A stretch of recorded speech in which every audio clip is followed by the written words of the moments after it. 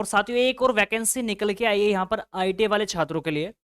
देखो है तो वैकेंसी, पद तो ठीक ठाक दे रखे हैं ना, पोस्ट तो है इसमें ठीक ठाक, लेकिन इसमें कुछ चीजें हैं जो मैं आपको बताऊंगा इसमें क्या दिक्कत है पोस्ट में। और सबसे पहले तो भैया मैं आपको क्लियर कर देता हूँ यहाँ पर, ये तो भरने वाले हैं ट्रेड, ठीक है। ट्रेड को जो मौका मिलेगा वो 3 ट्रेड हैं यहाँ पर, इलेक्ट्रॉनिक, मैकेनिक, इलेक्ट्रीशियन और फिटर। ट्रेड तो दे रखी इन्होंने, ये पद भी इन्होंने ठीक ठाक दे दिए, 275 550 फिटर के दे दिए। टोटल जो पोस्ट है वो है यहाँ पर भैया कितनी, 1100 पद। और जो यहाँ पर एज लिमिट है 18 साल से लेकर के 30 साल एज दे दी। यहाँ पर 22,000 रुपये, 22,500 रुपये सैलरी भी देंगे। लेकिन ये वैकेंसी है किस टाइप की, ये है कॉन्ट्रैक्ट बेस है। कैसी, कॉन्ट्रैक्ट बेस वैकेंसी है ये, और सिर्फ कितने टाइम के लिए, सिर्फ 4 महीने के लिए। अब आप बोलोगे सिर्फ 4 महीने के लिए, नहीं, इन्होंने बोला ये है भैया कि भैया वैसे तो ये वैकेंसी है 4 महीने के लिए, लेकिन इसको एक्सटेंड भी हम कर लेंगे। मान लीजिए जब आपकी यहाँ पर ज्वाइनिंग हो जाएगी, जब आप लोग 4 महीने काम करोगे, आपके काम को देखा जाएगा, उसके बाद फिर आपका टाइम पीरियड बढ़ाते जाएंगे। वो 4 में 6 भी हो सकता है, 5 भी हो सकता है, 8 भी हो सकता है। तो जो है ना, आप वहाँ पर जब लग जाओगे तो आपको क्या होगा, वहाँ पर आपको टाइम पीरियड आपका बढ़ता चला जाएगा, ठीक है ना। ये सिस्टम है। वैसे डिपार्टमेंट तो है देखो सरकारी, ठीक है भैया, डिपार्टमेंट है ये सरकारी। अब बात कर लेता हूँ उसमें क्वालिफिकेशन क्या मांगी है। सर इन्होंने क्वालिफिकेशन में थोड़ी सी ऊट पटांग दे दी है। क्या क्या इन्होंने कह रखा है कि आपके पास देखो कम से कम, देखो क्वालिफिकेशन में यहाँ पर सबसे ज्यादा जो दिक्कत है ना क्वालिफिकेशन में है, ठीक है। सबसे पहले तो मैं इसका पेपर कुछ नहीं होने वाला, पेपर इसका नहीं होने वाला, इसका मेरिट बेस पर सिलेक्शन होगा, ठीक है। तो मेरिट कैसे लगेगी उसके बारे में बताऊंगा। सबसे पहले यहाँ पर देखो कि इसमें क्या क्या चीजें मांगी है। इन्होंने कहा है कि भाई साहब स्टूडेंट के पास 2 साल का ये आईटी होना चाहिए, किससे, इलेक्ट्रॉनिक मैकेनिक से, इलेक्ट्रिशियन से, फिर फिटर से। 1100 पद दे रहे हैं। दूसरा क्या है यहाँ पर, आपके पास क्या होना चाहिए भैया, अप्रेंटिस होना चाहिए। 1 साल का क्या मांगा इन्होंने, अप्रेंटिस मांग लिया, ठीक है ना। आपके पास 1 साल का अप्रेंटिस होना चाहिए। तीसरी जो चीज मांगे इन्होंने कहा है कि भैया आपके पास क्या होना चाहिए, एक्सपीरियंस भी होना चाहिए 1 साल का, किससे, पीएसयू से, ठीक है ना। पीएसयू से क्या होना चाहिए, आपके पास 1 साल का एक्सपीरियंस भी होना चाहिए। यानी कि इन्होंने 3 चीजें एक साथ मांग ली हैं।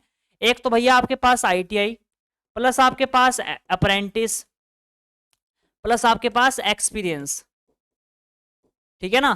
तो ये 3 चीजें यदि आपके पास हैं तो आप इसमें भर पाओगे फॉर्म। फॉर्म का क्या है भैया, है तो उठपटांग वैकेंसी, आप समझ चुके होंगे। तो यही रीजन था मेरा आईटी एग्जाम पर इस वैकेंसी को ना लाना, ठीक है। बाकी अगर आप इस चीज के लिए इच्छुक हो, मैं पहले आपको क्लियर कर देता हूँ, यदि आप भाई करना चाह रहे हैं, अभी फ्री बैठे हो भाई, रोजगार सबको चाहिए, 22,500 रुपये इसमें मिलेंगे, उसके बाद बढ़ भी जाएंगे बाद में।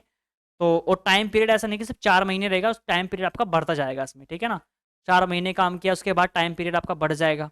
तो एक किस्म से ऐसा नहीं कि वे है, लेकिन हाँ इन्होंने पहले ही खोल दिया कि भैया कॉन्ट्रैक्ट बेस है, कोई इसका कुछ नहीं होने वाला, पेपर कुछ नहीं होने वाला, इसका मेरिट के भी पर आपका सिलेक्शन होगा। आपके आईटीआई के नंबर और आपने जो एक्सपीरियंस में पाए वहाँ पर आपको जो अप्रेंटिस में मिलते नंबर, उसके नंबर, एक मेरिट लिस्ट तैयार होगी, और मेरिट लिस्ट के जरिए ही आपका जो है इसमें सिलेक्शन लिया जाएगा।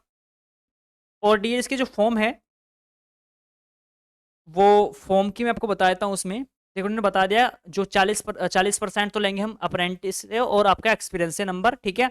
और 60% लेंगे हम यहाँ से आपके आईटीआई से, तब जाकर के आपका इसमें मेरिट तैयार कर लेंगे और आपका सिलेक्शन दे देगा। उसके बाद इसके फॉर्म की जो डेट है डियर, फॉर्म भरे जाएंगे यहाँ पर 10 तारीख से स्टार्ट हो चुके हैं, और 16 जनवरी तक सिर्फ इसके फॉर्म भरे जाएंगे। जब इसका डॉक्यूमेंट वेरिफिकेशन होगा, आपको जब आपका इसमें नंबर आ जाएगा, है ना, तो आपको ये मेल कर देंगे, मेल के द्वारा आपको जो है इसमें बता दिया जाएगा कि भैया आपका सिलेक्शन हो चुका है और आप इसके डॉक्यूमेंट वेरिफिकेशन के लिए आ जाओ, ठीक है। तो ये सब चीज़ें ये बताने वाले हैं। उसके बाद जो है मेरे भाई, यहाँ पर आपको भरना कैसे है फॉर्म, उसके बारे में देख लो। यहाँ पर मैं आपको उनकी इस ऑफिशियल वेबसाइट बता रहा हूँ, जहाँ से आपको इस फॉर्म को अप्लाई करवाना है। जो भी छात्र इच्छुक होंगे, जो भी इस क्राइटेरिया को फिलअप कर रहे होंगे, मैं आपको इनकी ऑफिशियल वेबसाइट बता देता हूँ कहाँ पर इसका जो है फॉर्म भरा जाएगा। तो आपको अप्लाई कैसे करना है, देखो ईसीआईएल की वैकेंसी है तो ईसीआईएल की जो ऑफिशियल वेबसाइट है उस पर आपको आ जाना है। ये रही इनकी ऑफिशियल वेबसाइट, ठीक है। ये www.ecil.co.in ये वेबसाइट है, इस पर आना है। इस पर आने के बाद एक करियर का ऑप्शन इसमें मिलेगा आपको, करियर वाले ऑप्शन पे जॉब अपॉर्चुनिटी पे आपको क्लिक कर देना है, और यहाँ से आपको इसका जो है एप्लीकेशन भर देना है, ठीक है ना। यदि इसका आपको एप्लीकेशन नहीं, मतलब समझ में कुछ नहीं आ रहा आप कैसे अप्लाई करना, तो आप हमारी टीम से भी कांटेक्ट कर सकते हो। नीचे डिस्क्रिप्शन बॉक्स में मैंने नंबर दे दिए हैं टीम के, वो आपका इस का जो फॉर्म है वो भर देंगे, अगर आप भरवाना चाहते हो तो, ठीक है। बाकी आप नज़दीकी जनसेवा केंद्र से भी इसका फॉर्म अप्लाई करवा सकते हो। लेकिन मेन चीज़ वही है भैया, इसमें क्वालिफिकेशन थोड़ी ऊट-पटांग माँग ले, तो इस रीज़न से मेरे को लग रहा है बहुत कम छात्र इसमें जाएँगे, लेकिन और इसमें सिलेक्शन होने के चांस भी बहुत ज़्यादा हैं। क्यों? क्योंकि कि सबके पास ये तीनों चीज़ें नहीं होंगी, किसी-किसी के पास होंगी। और वैकेंसी का जो है भई क्राइटेरिया भी ठीक-ठाक दे रखा है, और कुछ 4 महीने का टाइम पीरियड रख दिया, तो जो भी फॉर्म भरेगा मेरे को लग रहा है हो तो जाएगा ही उसका। आप अगर फ़िल अप कर रहे हो उस क्राइटेरिया को, नौकरी की नीड है, तो भैया आप जा सकते हो इस वैकेंसी के साथ। तो इसी के साथ साथियों आज के लिए इतना ही। इस वैकेंसी को कैसे अप्लाई करना है, इसका जो वेबसाइट का लिंक है डायरेक्टली मैं नीचे डिस्क्रिप्शन बॉक्स में दे दूँगा, वहाँ से क्लिक करके अप्लाई करवा सकते हो।